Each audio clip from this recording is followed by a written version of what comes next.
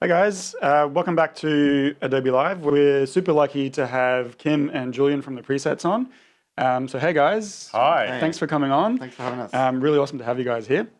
So I just wanted to chat about a few things. You guys were just on stage at the event.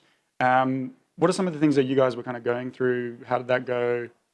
What sort of internal mental feelings or Yeah, acute anxiety? No, Yeah. no, it was we were up there just chatting about this project we've been doing with Adobe, this Lyrical Masters lyric video that we made with them, and yeah, it was fun. So that is essentially kind of like getting designers to create a design for a song lyric of yours. Yeah, Um, yeah, we got because we gave we put our whole song out on the internet, and student designers all designed one lyric each and sent them all back, and we got hundreds and hundreds, and made this crazy video. Yeah. Oh, that's awesome. That's really cool. So this is like whole like collaboration between you guys and other sort of visual creatives to design stuff for you guys. I think that's really cool. One of the things also that I'd really like to kind of chat to you guys about. I'm an illustrator, so I've got a sort of a creative process. One of the things that I'd kind of like to ask is there a crossover, do you reckon, in between how you guys work in terms of your creative process and how, like for me, for instance, I would start with like a basic sketch, a basic idea of how a piece is going to go through, and then just push that through different techniques and so on and so forth till I get something where I'm happy, and then make a bunch of changes.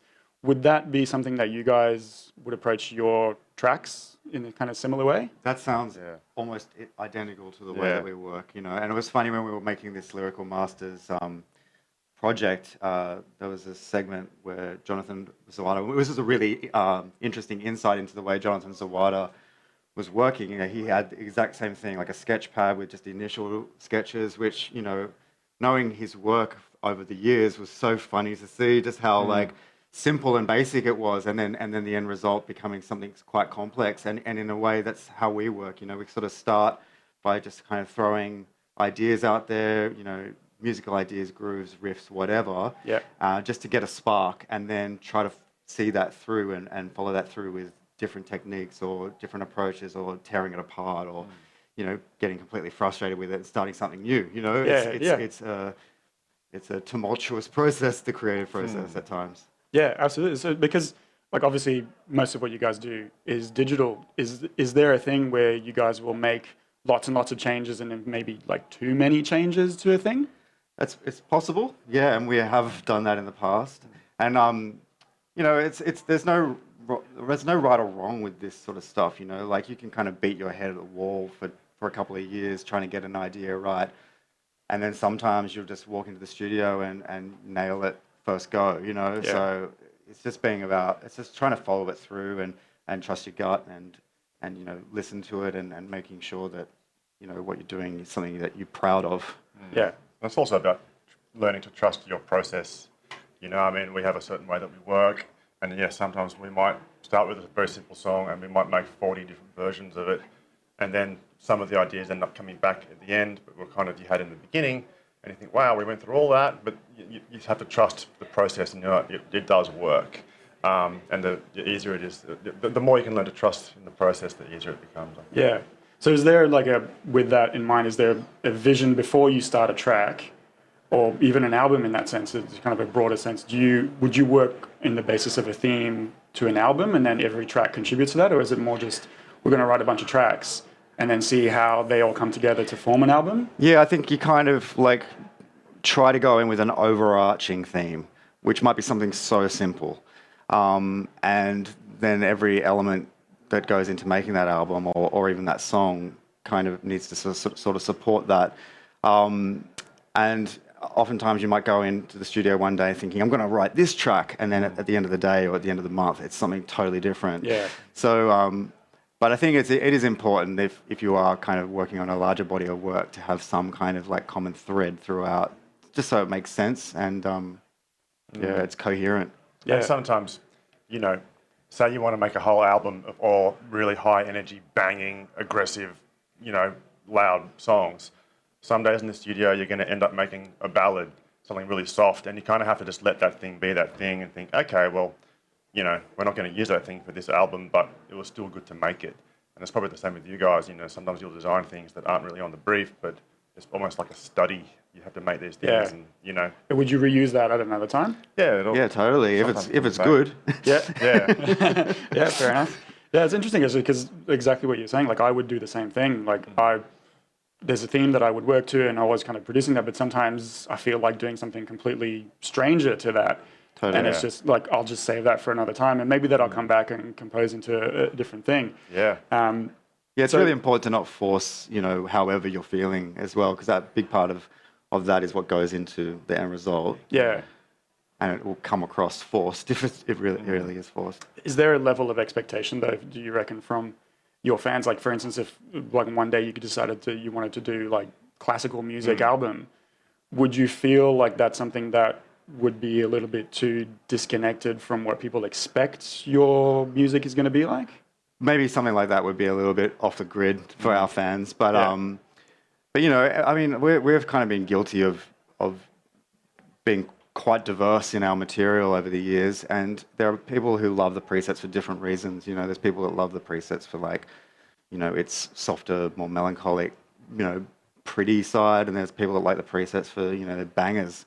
So You're always going to make someone happy. yeah, and you're always going to make heaps more people unhappy. Fair enough. Yeah, if you can just meditate on the fact that you're going to really piss people off every morning, then you're going to have a great day. Yeah. But would you like that? That's kind of good then, because it forces you guys to just do what you guys like to do, and then whoever likes that will like it, and whoever doesn't, okay.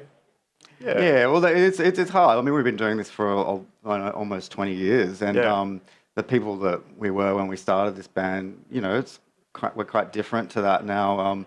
So it's funny. It is a big journey, and it's a constant, rediscovery of what we are and what we can create and what we mean to people. And I think at the end of the day, we're just trying to keep it going, as long as we can. Yeah.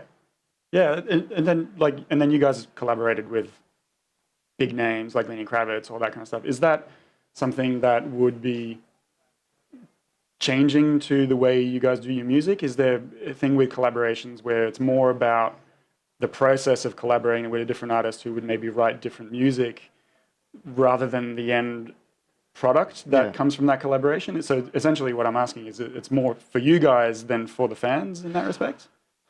I don't know. I think for us, the way that I look at collaboration, it's an opportunity for us to kind of just broaden what we can do. It's a conversation between us and another person, and there's obviously a point to that collaboration. We want to kind of get something out. We see a common thread between the work that we do, and we're just trying to get something out that's meaningful and just kind of broader than what we can normally do together. Yeah, I guess there's sort of, when we think of our band and the music we've made, there's like a big common thread that's run through what we've done. And occasionally we can just sort of step to the side a little bit and collaborate with this artist or collaborate with this software company or collaborate with a designer. But it's still this kind of presets thread, hopefully running through the whole thing. With a bit of, like Kim said, a bit of diversity. Yeah, oh, that's awesome. I think one last final question before we kind of wrap up is, you guys wrote For My People on the back of the big kind of social issue of detention centres. How important do you think it is for artists and creatives to be kind of a voice, to be kind of social commentators in that sense? Or is it more just kind of express what you want to express? I think it's just, I don't know. I don't think any artist or any musician or anyone should be anything, I just think that artists should create art that speaks what's on their mind. And sometimes it might be, I saw this cute girl on the bus, and sometimes it might be, hey, I'm really pissed off about this thing the government is doing. Yeah. And if you're just writing from the heart, whatever that thing is, I think that's probably the answer. Yeah. Yeah. All right. Awesome. Well, it's been really rad to talk to you guys. I'm a big fan as well. Thanks for coming on, and hope to catch up further on down the track. That was awesome, a pleasure. Man. Thanks for having us. Cheers. Thanks, guys. Thanks for watching. We'll be on with Marco for Marco Matic just in a few minutes, so stay tuned.